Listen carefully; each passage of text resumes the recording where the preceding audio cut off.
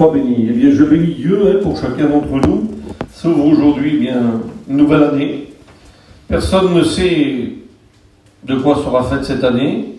On vit tous tout simplement dans l'espérance de bonnes choses, et merci Seigneur, c'est bien. Mais nul ne sait de quoi elle sera faite.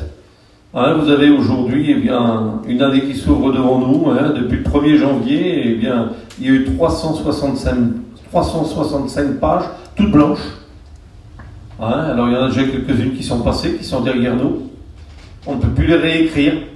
Et chaque jour, c'est une page blanche de notre vie. Et puis derrière cette page blanche, on doit surtout y mettre le sceau du Saint-Esprit. Amen. La Bible dit que votre vie soit une lettre écrite et lue de tous, approuvée par le Saint-Esprit. Et bien que Dieu fasse qu'à travers chacune des pages de notre vie, qui devront être devant nous, nous puissions tout simplement y mettre le sceau du Saint-Esprit. Amen. Qu'elle puisse avoir l'aval, l'approbation de Dieu. Il est bon de se coucher le soir et d'avoir l'approbation de Dieu. Au-delà de nos combats, au-delà de nos luttes, d'avoir fait ce que lui, il attendait de nous. Et je crois que, comme je vous le dis, il y a 365 journées, je vais faire comme si on était le premier, ou 360, je ne sais pas, Et je sais que chaque journée, le Seigneur attendra quelque chose de vous, comme il attendra quelque chose de moi. Que nos journées ne soient pas vaines, que nos journées ne soient pas perdues. Puissions-nous être riches de Dieu chaque jour. Peut-être tout simplement en restant fidèles. La fidélité est une richesse pour Dieu. Et beaucoup seront appelés à demeurer fidèles.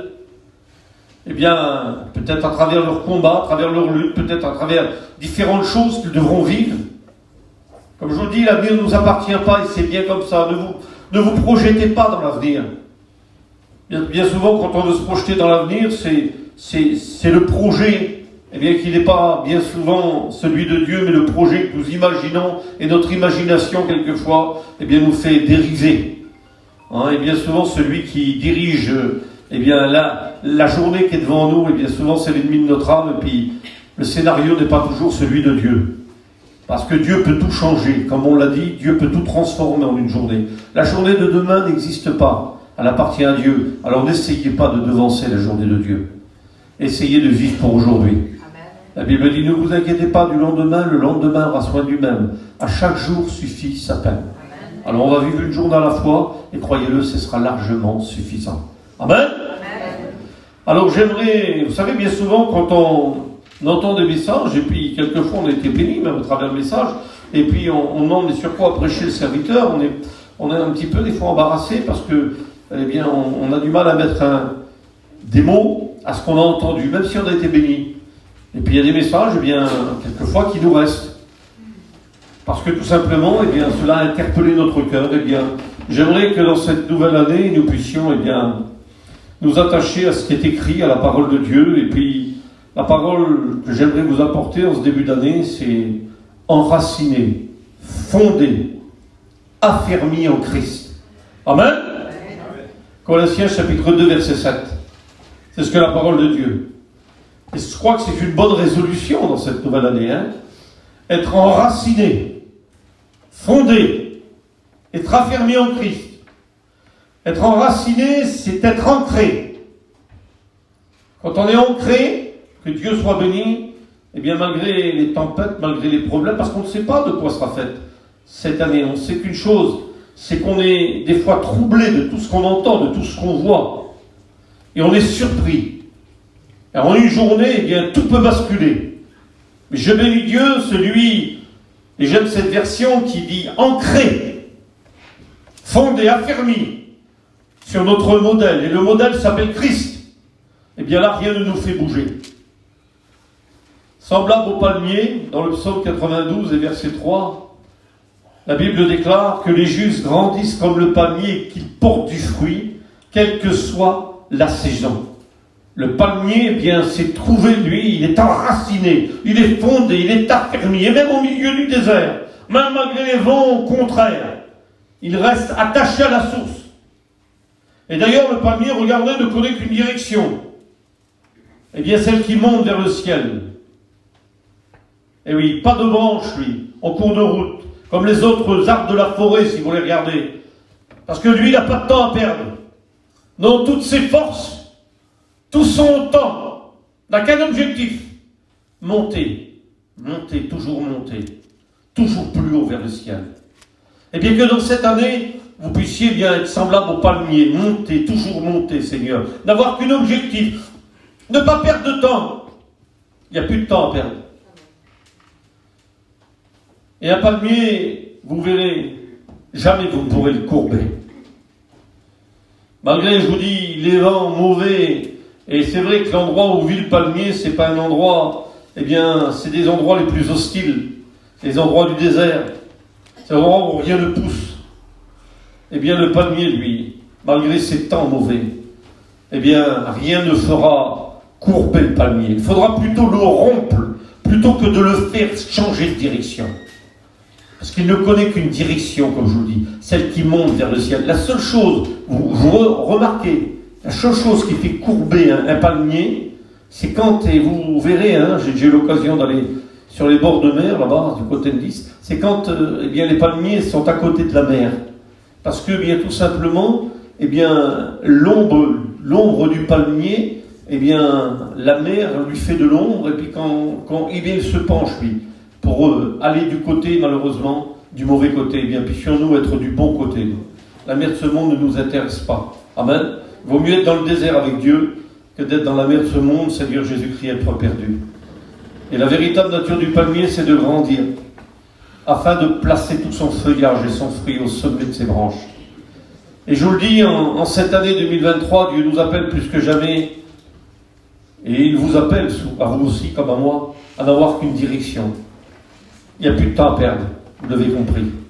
Plus de temps à perdre. Ayant une vie aussi droite, aussi nette que celle du palmier. Il y en a qui perdent leur temps, Seigneur Jésus-Christ, dans des choses futiles, dans des choses inutiles. Quand la Bible nous appelle à racheter le temps. Vous savez, les églises aujourd'hui, que Dieu soit béni, devraient se remplir si nous étions véritablement dans cette année 2023 de véritables témoins. Eh bien, je crois qu'on manquerait de place. Il faut le dire aujourd'hui, malheureusement, beaucoup trop d'enfants de Dieu ressemblent aux arbres des saints compliqués. Ils ont commencé, il est vrai, à grandir vers le ciel, mais malheureusement, les circonstances, la richesse ou la pauvreté, le confort ou l'inconfort, la douleur ou l'insouciance les ont fait changer de direction. Leurs vies se sont chargées de choses inutiles, de temps perdu, de questions, de comment, de pourquoi. Et pourtant, Dieu nous invite à ne pas rentrer dans la vallée des pourquoi, il y a trop de serpents. Il faut l'éviter, cette vallée. On passe trop de temps à penser à ce qu'on dit, ou à ce que les autres font autour de nous, à supposer ou à s'imaginer, ou à s'exagérer. Non, n'ayons qu'une direction dans cette année 2023, grandir vers le ciel. Amen. Et regardez les autres arbres de la forêt, eh bien, ils sont pas comme le palmier. Vous voyez, ils ont tout un tas de branches fouillues. Et puis ils essaient tantôt une direction, tantôt ils en essaient une autre, sans se tenir dans ce qui devrait être véritablement, eh bien, leur objectif, eh bien, monter vers le ciel tout droit dans l'obéissance. Et l'obéissance, elle est claire, elle est nette, elle est droite. Amen. C'est pourquoi leur vie présente, quand on compare les autres arbres de la forêt au palmier, eh bien, ça présente des dessins quelquefois compliqués. Et quelquefois, même, certains n'arrivent plus à se comprendre eux-mêmes. Prenons pour modèle d'enracinement, premièrement, ce palmier. Et que notre vie puisse ressembler au sien, devant Dieu et devant les hommes.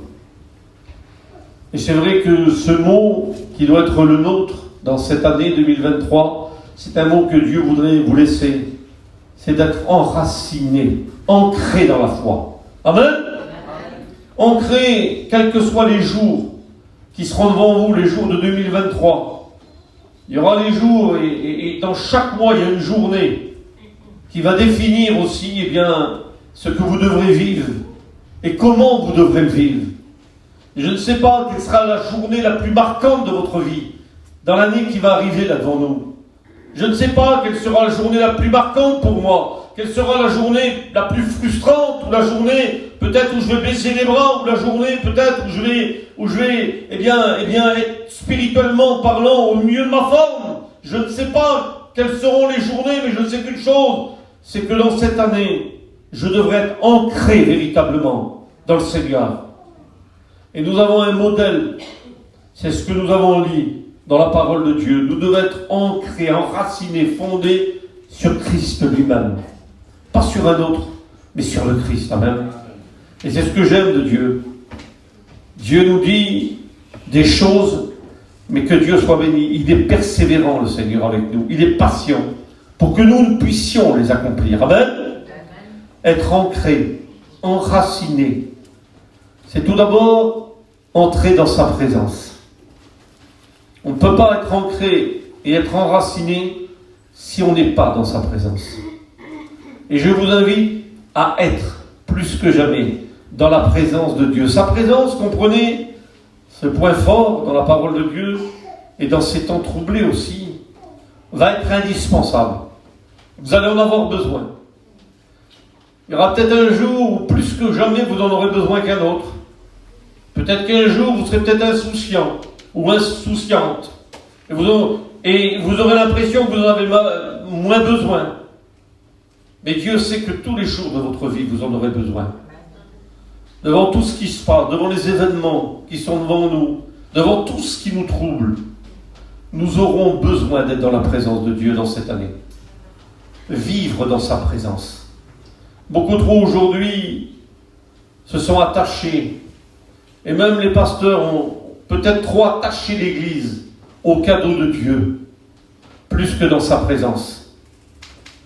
Je vais vous dire un petit secret, vous garderez pour vous, pour faire la différence entre les cadeaux et puis la présence de Dieu. Vous savez, j'ai vu une vie qui est la mienne, et puis qui est au service de Dieu, j'en fais pas plus que les autres. Enfin, je fais ce que j'ai à faire. Mais je suis pas souvent chez moi. Puis ma femme m'a dit un jour, tu sais, je sais que tu fais ce que tu peux. Selon nos petits moyens, j'essaie de lui faire plaisir, comme n'importe quel mari va faire à sa compagne, normalement.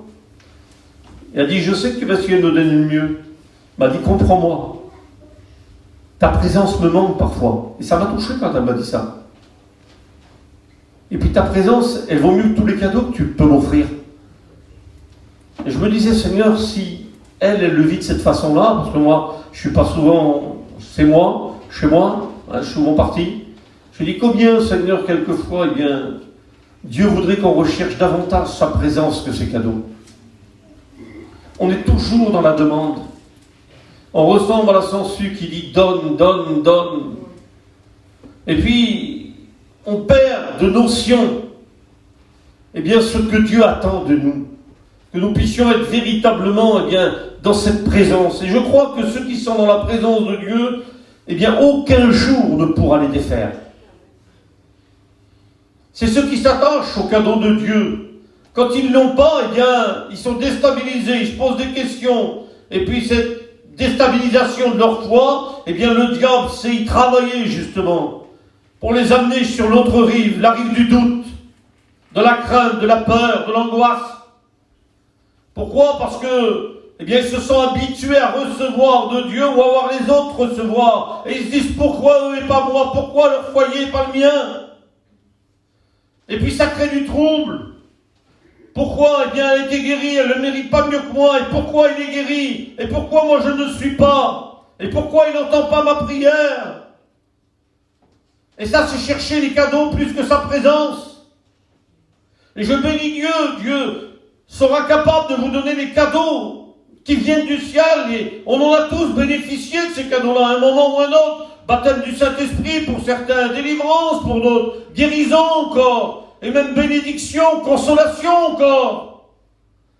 Mais certains ne recherchent, mes amis, ou ils recherchent plus les cadeaux que Dieu lui-même, et que sa présence. Que dans cette année, nous puissions prendre la résolution. Tu vois, Seigneur, dans cette année, je vais prendre cette résolution. Je vais rechercher plus ta présence que tes cadeaux. Et puis je vais laisser, tout simplement, Dieu faire ce qu'il doit faire. Mais moi, c'est ta présence. Et ta présence, je veux en être comblé. Parce que je ne sais pas ce que sera le temps que je dois vivre devant moi. Je ne sais pas ce que seront mes journées. Je ne sais pas les nouvelles que je vais recevoir. Et je ne sais pas, eh bien, ce qui pourra déstabiliser. Mais je sais une chose, c'est que si je suis dans ta présence, je serai capable de pouvoir l'affronter. C'est pourquoi je vous invite plus que jamais, être comme le palmier, vous enraciner, être fondé, affermi dans sa présence. Amen. Être ancré. Ne vous trompez pas d'objectif. Vous savez, si on veut obtenir l'excellence, et je pense que chacun d'entre vous, vous voulez obtenir l'excellence de Dieu. Dites pas même. Si vous voulez obtenir l'excellence de Dieu, eh bien, il faudra entrer dans sa présence.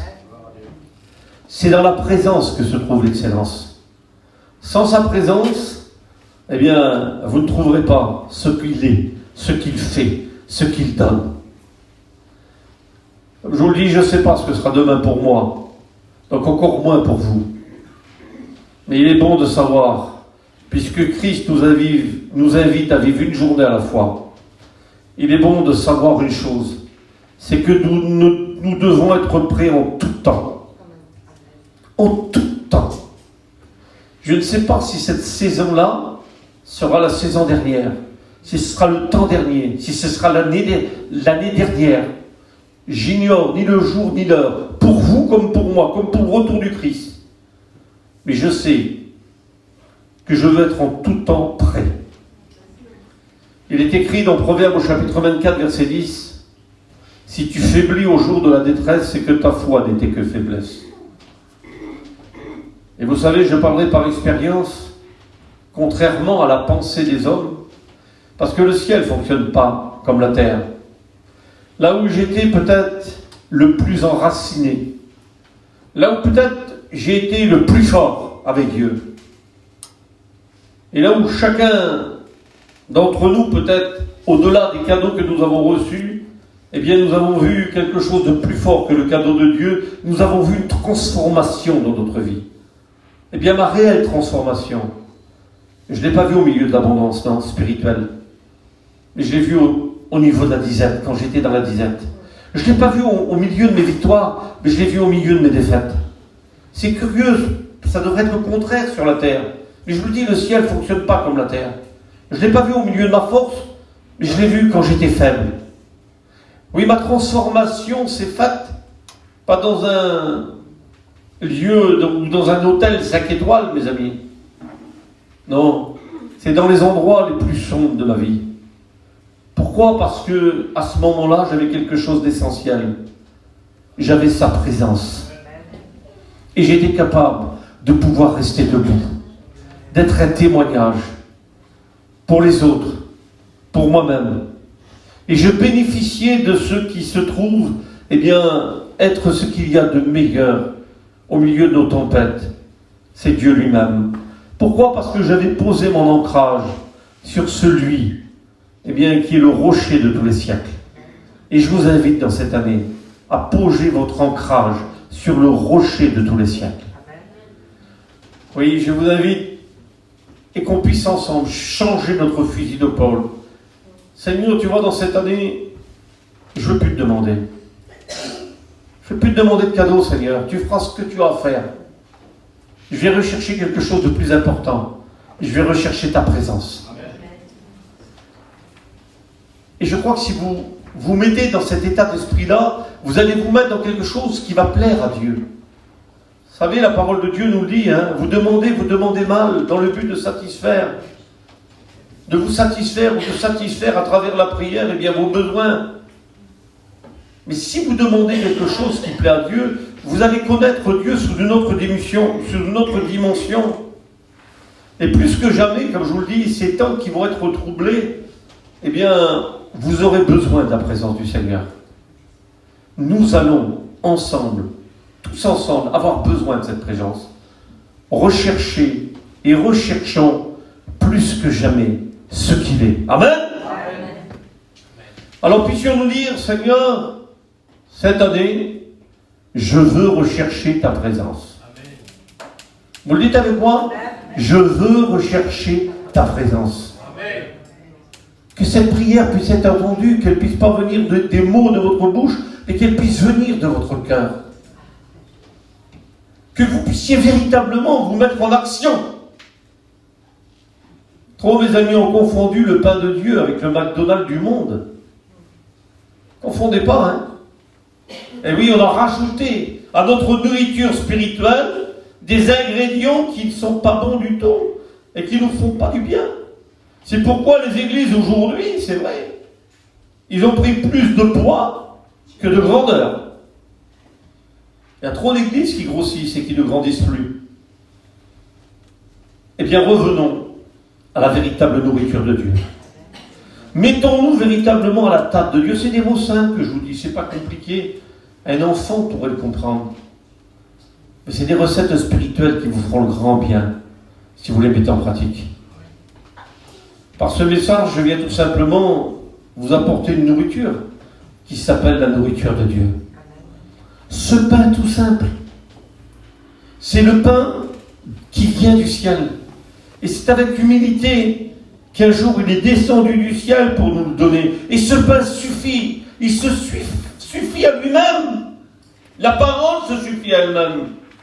Ne mélangeons plus, mes amis, eh bien, la nourriture de Dieu avec justement des ingrédients qui ne sont pas les siens, ou avec une nourriture qui est sortie du four du diable. Jésus dira, je suis le pain descendu du ciel, vous comprenez? Il est ce pain. Trop ont pris l'habitude de manger des choses qui sont transformées aujourd'hui. Et oui, par un faux évangile, où la grâce va tout laisser passer. Je suis le pain. Telle est sa présence, vous comprenez? Et sa présence se trouve lorsqu'il n'y a aucun mélange. Et vous devriez être, et nous devrions être aujourd'hui, parce que nous sommes enseignés plus que jamais, l'Église de l'a été. Les messages se succèdent les uns derrière les autres. Et encore demain, vous aurez un homme que je connais qui s'appelle David Vincent, et c'est un homme qui est rempli du Seigneur, rempli de l'Esprit. Vous aurez encore un message, certainement qui bouleversera l'Église. Mais que reste-t-il de ces messages, de cette nourriture que Dieu nous donne? L'Église, il semblerait, n'a jamais été autant dans un temps de disette qu'elle l'est aujourd'hui, par rapport à ce qu'elle devrait vivre. Nous sommes restés des écoliers, plutôt qu'être à la table de Dieu. Pourtant, dans sa présence, eh bien, vous ne pourrez aller nulle part sans lui. Sans sa présence, vous ne pourrez pas y arriver. Car Dieu ne se trouve que là uniquement où sa présence est. Vous comprenez? Pas besoin de crier pour vous le dire, pas besoin de mots spéciaux pour vous le dire. Simplement que vous puissiez, eh bien, le mettre dans votre cœur. Seigneur, je comprends que dans cette année, c'est ta présence que j'ai besoin. N'ayez pas l'apparence, mes amis. Car certains préfèrent avoir l'apparence que Dieu est en train de faire quelque chose de leur vie. Et oui, certains ont l'apparence. Et ils préfèrent, devant tous, démontrer ou faire voir que Dieu est en train de faire quelque chose de leur vie, plutôt que de voir réellement son pouvoir agir dans nos vies. Car si le pouvoir de Dieu agit dans votre vie, mes amis, eh bien croyez-le, votre apparence va disparaître. Parce que ça va changer votre vision. Ça va changer votre caractère. Ça va changer vos motivations. Quelle est la motivation de ta prière aujourd'hui? Analyse-la. Chacun, vous avez une prière secrète dans votre cœur. Quelle est cette motivation réelle devant Dieu? Y a-t-il l'approbation de Dieu sur ta prière? Nous avons un modèle. Et le modèle que Dieu veut nous donner à travers cette parole, c'est que le modèle s'appelle Christ. Et il veut qu'on soit ancré, enraciné. C'est cette lecture qu'on a fait, 2 Corinthiens chapitre 3, et puis verset 3. Eh bien, cette année peut être différente pour vous. Tout comme elle peut l'être pour moi. Que Dieu fasse que cette année, eh bien, peut nous apporter quelque chose de nouveau. Si nous regardons notre modèle qui s'appelle Christ, bien des choses vont changer dans votre vie.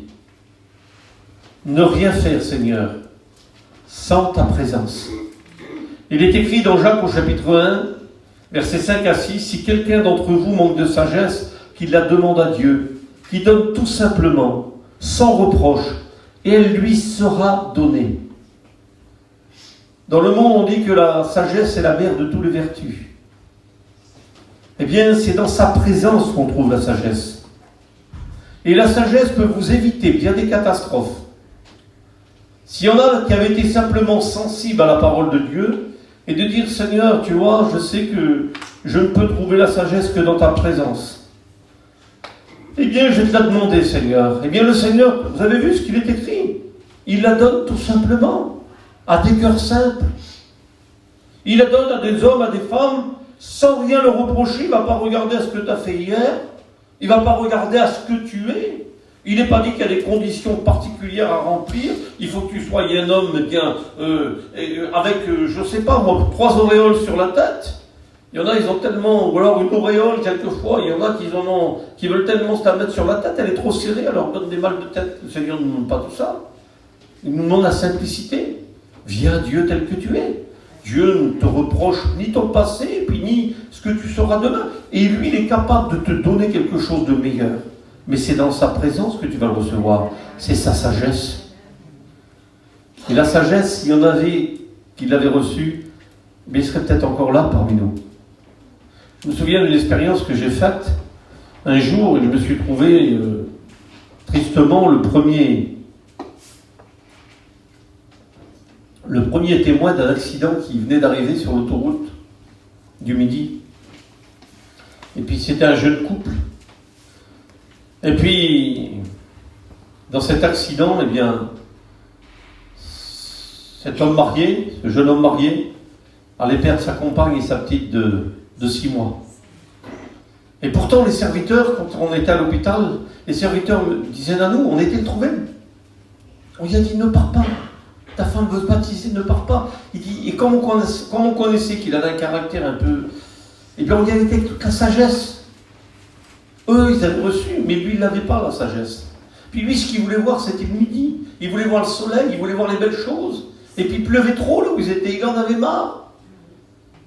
Alors il a pris l'autoroute, et quand il s'est vu arriver tout près de Saint-Tropez, il a accéléré.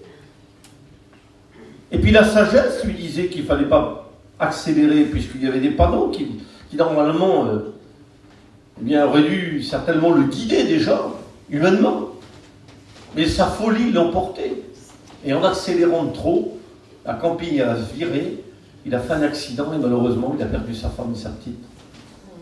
S'il avait écouté tout simplement ce message, puis qu'il avait demandé à Dieu, tu vois Seigneur, dans cette année donne-moi la sagesse. Et que Dieu, qui dans sa grâce et dans son amour est capable de tout donner quand on lui demande, eh bien l'aurait fait descendre dans son cœur. Je peux vous dire à coup sûr qu'il aurait pris les bonnes décisions. Parce que quand on reçoit quelque chose de Dieu, ça nous marque. Et quand ça nous marque, c'est puis nous qui nous conduisons séduits. Pourquoi Dieu nous demande qu'on lui demande la sagesse? Parce qu'il sait que la sagesse, comme je vous le dis, dans le monde on dit que c'est la mère de toutes les vertus, c'est-à-dire qu'elle va nous garder, elle va empêcher des fois des scandales parce qu'elle va nous faire taire. Elle va attacher notre langue à notre palais. Et je ne sais pas ce qui va se passer dans cette année. Peut-être que dans cette année qui est devant toi, il y a des scandales qui peuvent surgir dans ton foyer, dans ta famille, dans les choses qui t'entourent. Et parce que tu n'as pas demandé bien ce que la parole de Dieu te disait, parce que tu as oublié ce message. Tu as oublié le message de la première, où Dieu te disait dans cette année, demande-moi mon enfant, parce que je sais ce qui t'attend, moi je ne sais pas, mais moi je sais ce qui t'attend. N'oublie pas chaque jour, demande-moi la sagesse, dans cette année, demande-moi la sagesse. Et parce que toi, tu auras passé outre, non pas le mot d'un homme, mais le mot de Dieu. Tu vas vivre quelque chose de douloureux qui pourrait être évité. Seigneur, ta sagesse se trouve dans ta présence. Donne-moi ta présence pour que je trouve ta sagesse. Que je n'oublie pas ce message, Seigneur. Que je puisse le serrer contre mon cœur. Pour que je puisse mettre des garde-fous à ma vie spirituelle, à mon foyer, pour mes enfants, pour moi-même. La parole de Dieu est beaucoup plus forte que toutes les médecines du monde. Elle les a défiées. J'étais mon neveu qui est à l'hôpital, il était mort. La main de Dieu est venue, que Dieu soit béni. Les prières ont été entendues, il est là aujourd'hui. J'ai eu la cousine de mon gendre, il est parti en catastrophe. Il l'a annoncé mort dans la nuit. Ils ont mangé hier ensemble. La puissance de la parole de Dieu, vous ne savez pas ce que c'est, mais elle est plus puissante que toutes les médecines, elle les défie. Je n'ai pas rentré dans la vallée des pourquoi. Je vous l'ai dit souvent, et vous m'avez entendu le dire, et vous me entendrez le dire. Parce que je sais qu'il y a trop de serpents. Et je sais que toutes les prières qu'on fera ne seront peut-être pas exaucées. Mais l'important, c'est que votre Père sait. Et ça devrait être rassurant. Mais si on est dans la présence de Dieu, même ça, on ne sera capable de le vivre. On restera fidèle. Mais il faut que vous receviez dans cette année, dans ta présence, Seigneur, je veux recevoir ta sagesse. Je ne sais pas ce que sera demain, mais je vais écouter ton conseil, Seigneur. Vous avez vu comme la chair nous éloigne de la pensée de Dieu quelquefois.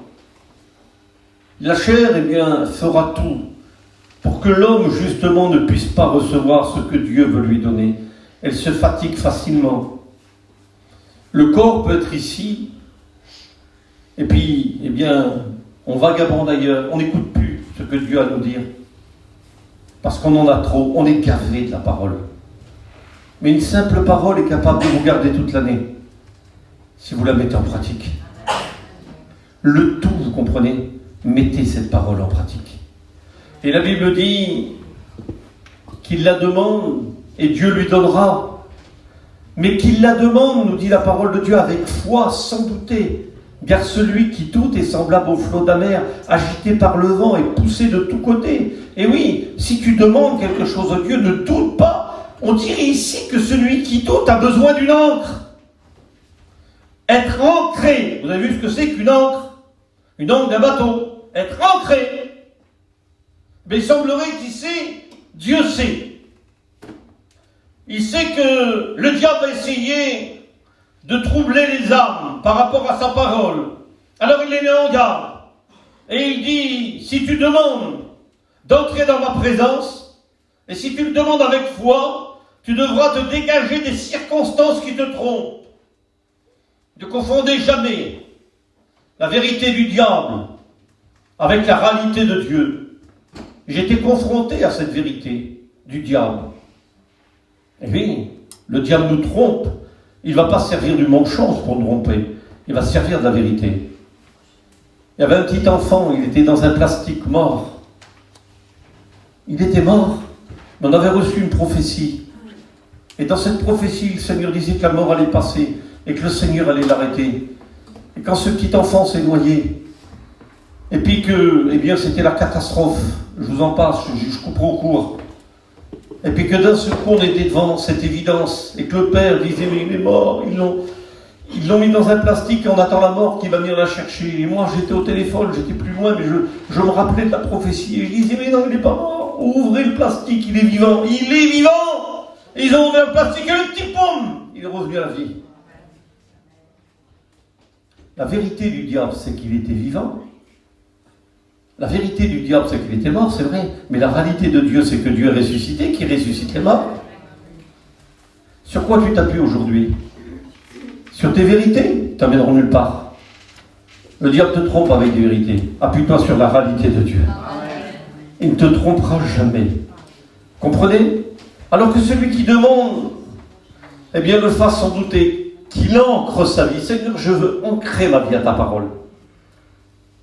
Tu vois, ce soir, tu me donnes des bons conseils, Seigneur.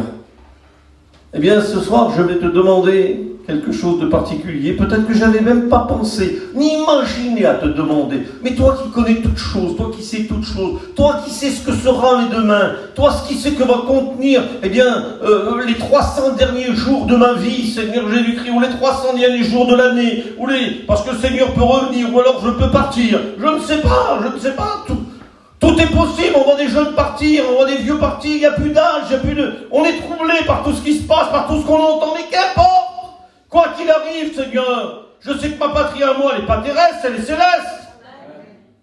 Alors je vais m'attacher à quelque chose de plus grand. Et je vais te faire ce que je n'aurais pas pensé te demander, une prière. Je vais te demander, Seigneur, donne-moi à ne plus chercher tes cadeaux, mais ta présence. Amen. Et à chercher ta sagesse. Et si tu le fais avec sagesse, tu vas faire quelque chose. Tu vas jeter l'encre de ta vie dans la mer de la foi. Amen. Et tu vas rester stable. Demande la sagesse avant d'entrer dans sa présence. On n'entre pas dans la présence de Dieu comme ça. Il y a une préparation. Eh bien, Seigneur, je vais appréhender ma vie, Seigneur, à recevoir déjà la sagesse pour ensuite entrer dans ta présence. Et j'aimerais maintenant terminer par un dernier point avec vous, si vous me le permettez.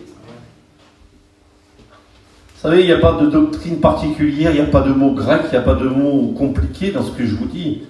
Il y a la réalité du ciel dans ce que je vous dis, qui peut tout changer demain pour vous. Comprenez-le. Et j'aimerais vous donner un dernier point.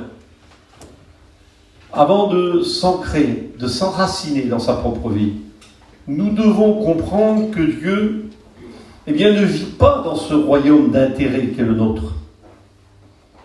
Nous, on vit dans un royaume qui est un royaume dans lequel nous sommes tous, c'est la terre. Mais c'est un royaume d'intérêt. Et chacun cherche aujourd'hui, sa propre intérêt. Non, lui, le Seigneur, il vit d'une manière différente et il travaille d'une manière différente. Il travaille avec un objectif différent que l'intérêt de ce monde. Lui, il travaille dans son corps. Et le corps du Christ, dans la Bible nous dit que Jésus est la tête, c'est vous, c'est moi. La Bible dit que nous sommes le corps du Christ et que lui, il est la tête. Et lui, il travaille d'une manière différente. Comme je vous le dis, il ne travaille pas dans ce royaume d'intérêt. Il travaille pour son royaume à lui. Et pour que son royaume à lui soit rempli, il va falloir que le corps du Christ ne soit pas atrophié. Et il faut le dire maintenant, aujourd'hui, il semblerait que le corps du Christ s'est appesanti, s'endort. Il semblerait que le corps du Christ, mes amis, ressemble à Bartimée et l'aveugle. Il ne voit plus la vision de Dieu. Il ressemble à l'homme dans la parole de Dieu qui avait la main sèche. Il ressemble au paralytique. Il semblerait qu'il ne peut plus avancer. Il semblerait que le corps est figé. Qu'est-ce qui s'est passé? Si vous avez réellement la vie de Dieu en vous, si la personne du Christ vit véritablement en vous, obligatoirement, tout ce qui est en mouvement va se mettre en route. Quand il y a la vie, charnelle en moi, si je veux prendre la bouteille d'eau, je vais mettre le bras en route, mon cerveau va commander que ma bouche a soif, et puis je vais faire le mouvement sans même m'en rendre compte, ça va être spontané. Et pourquoi on a tant de mal dans le corps du Christ à faire le bien? Qu'est-ce qui se passe? Qu'est-ce qui nous arrête à vivre le bien que Dieu voudrait qu'on vive? C'est parce que le corps n'est plus en action. Vous savez, Vie et Lumière est un beau mouvement. Et je bénis Dieu, je suis dedans. Mais ce n'est qu'un organisme. Ce n'est qu'une organisation mise par les hommes. Mais Dieu a plus grand. Il a fait de vous un organisme vivant. Et vous êtes plus grand qu'une organisation. Vous êtes le corps du Christ. Et vous devez vous mettre en mouvement. Vous devez agir. Cela souligne pour chacun d'entre nous que si nous voulons travailler dans sa présence, nous devons, à travers le corps du Christ, prendre pour modèle celui qui s'appelle le Christ. Et puis que notre vie puisse être visible de tous. Seigneur, que véritablement je ne puisse pas voir, par le découragement, par la fatigue, par la lassitude, par les choses, Seigneur, qui embarrassent ma chair, par mes pensées contraires à celles de l'esprit, parce que vous savez, Satan a été vaincu une fois pour toutes à la croix. La Bible dit, et c'est la parole de Dieu qui nous le dit, qu'il a été vaincu. Et puis Et puis, eh bien, quand Jésus a dit tout est accompli, que Dieu soit béni, il a été défait de tout ce qu'il était, de toute sa puissance, il a été dégradé, il a été traîné dans le char, nous dit la Bible, eh bien, de ce monde pour montrer à toutes les autorités visibles et invisibles, eh bien, sa défaite. Donc, il a plus aucune victoire sur vous. La seule chose qui lui reste, c'est la chair. Et quelquefois, on alimente, eh bien, à travers nos pensées, eh bien, tout simplement, eh bien, ce que le diable, eh bien, nous instille à l'intérieur de nous-mêmes. Et par nos pensées, eh bien, nous devenons, eh bien, l'instrument contraire à celui que Dieu voudrait qu'on soit. Et alors, eh bien, on devient des hommes différents, des femmes différentes. Ne vous laissez pas berner, mes amis, par vos pensées. Amenez toute pensée, mauvaise pensée, à l'obéissance du Christ. Sa présence n'est pas une histoire de connaissance. C'est une articulation du corps qui va travailler pour lui. Est-ce que vous voulez travailler pour lui dans cette année? Eh bien, si nous faisons partie du corps du Christ, les gens autour de nous vont le reconnaître. Ils vont reconnaître la présence du Christ en nous. Quand je marcherai, quand je parlerai, quand je mangerai, quand je buvrai, quand je m'habillerai, eh bien, les gens reconnaîtront que Christ est vivant. Et nous devons, nous, plus que jamais, puisque nous sommes le corps du Christ et qu'il est à la porte, mettre en mouvement ce corps. La terre entière doit avoir le modèle que nous sommes, et nous sommes la représentation de ce qu'il est. Christ en nous, eh bien l'espérance de la gloire. Souvenez-vous à Colossiens, chapitre 2, verset 7. Il est écrit, ancré, enraciné, fondé, affermi en Christ. Tel est notre modèle. Ne l'oublions pas. Un modèle, c'est quelque chose qui doit rendre pratique notre vie. Et nous avons, chacun d'entre nous, eh bien, un exemple parfait, c'est son Fils. La Bible dit, ayez les entrailles qui étaient en Jésus-Christ. Entrailles de compassion, de paix, d'amour, de miséricorde, de sagesse. Et il va vous en falloir pour cette année, je vous le dis. Scellez chacune de vos journées avec un peu d'amour. Sans quoi vos journées seront difficiles. Et pour cela, il va falloir que vous soyez un véritable modèle. Vous savez, ce mot, pas beaucoup, eh bien, ne le cherche parce que ça demande un effort. Et oui, être ancré demande un effort en Dieu. Et pourtant, ce mot m'a interpellé. Et j'ai regardé ce que ça voulait dire, ce mot ancré. Au-delà de cette encre de bateau, l'encre se dit d'une personne ou d'une chose qui procure aux autres la stabilité. Est-ce que tu procures la stabilité aux autres? Eh oui, tu peux vivre une tempête dans ton foyer. Ou tu vas vivre une tempête dans ton foyer. Mais est-ce que ta vie va procurer la stabilité? C'est ce que Dieu pourtant attend de nous. Mais nous ne pourrons procurer la stabilité aux autres que si nous sommes dans sa présence. Et il nous faudra beaucoup de sagesse. Il va falloir qu'on lui fasse confiance. Même dans les situations les plus imprévisibles. Dans cette année, il va falloir que nous lui faisions confiance. Une confiance aveugle. Il va peut-être vous demander de sauter dans le vide. Et ce sera difficile pour vous. Mais sachez qu'il sera en bas pour vous rattraper. Dieu sait que dans cette année qui est devant nous, nous aurons tous, un jour ou un autre, besoin d'avoir cette encre fondée en lui, dans toutes nos situations, quelles qu'elles soient. Cette encre, vous la trouverez qu'en sa présence. Et je vais terminer. Si c'était en année 2023, nous recherchons beaucoup plus sa présence que ses cadeaux, eh bien chaque fois, oui. Chaque fois, et quelle que soit la situation de ta vie, qu'elle soit bonne ou mauvaise, cette encre, comme l'ancrage d'un bateau, mes amis, nous tiendra véritablement arrimés au rivage de notre foi. Nous deviendrons forts. Je terminerai par ce verset biblique. Dans la Bible de Corinthiens, chapitre 4, verset 7, il y a une version biblique qui nous dit « Mais nous avons reçu ce trésor dans ces vaisseaux, dans ces bateaux de terre, afin que l'excellence de cette force soit de Dieu et non des hommes. Je ne sais pas ce soir si le bateau, le vaisseau de ta vie est agité de combat ou s'il va être agité de combat demain.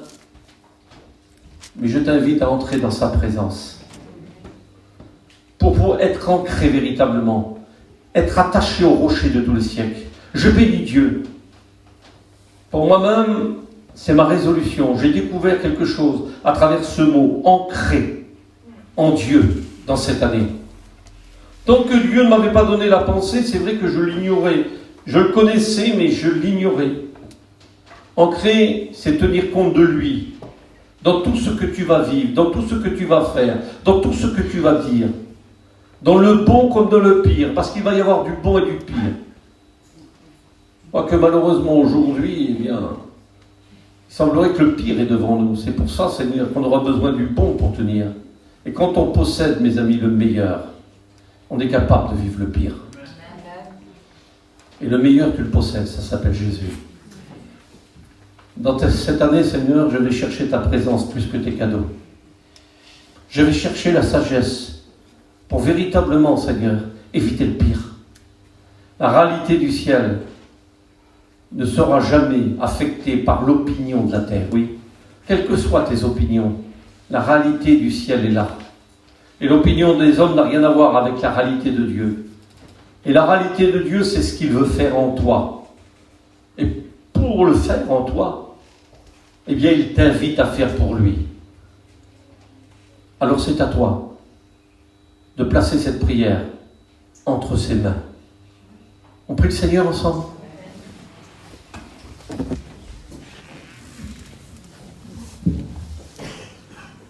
Je te bénis, Seigneur, pour la grâce que tu nous donnes de vivre la volonté de Dieu. C'est avec simplicité, Seigneur. Il n'y a pas besoin de grands cris. Il y a besoin d'une réflexion personnelle. Cet auditoire que tu connais, toi, tu sais ce qu'ils vont vivre dans cette année. Mais tu sais ce que ta parole peut leur éviter.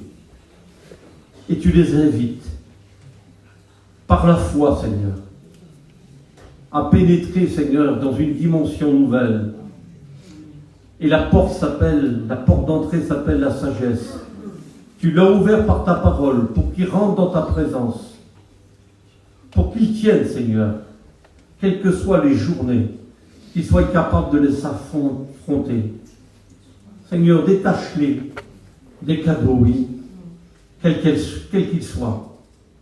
Mais donne-leur à faire un effort supplémentaire, Seigneur, de mise à part, de sanctification, de prière, de jeûne, qu'ils puissent pénétrer véritablement là où tu es toi. Car là où tu es toi, Seigneur, eh bien le meilleur nous est donné. Bénis cette assemblée qui est la tienne, Seigneur. Dans le nom de Jésus. Amen. J'aimerais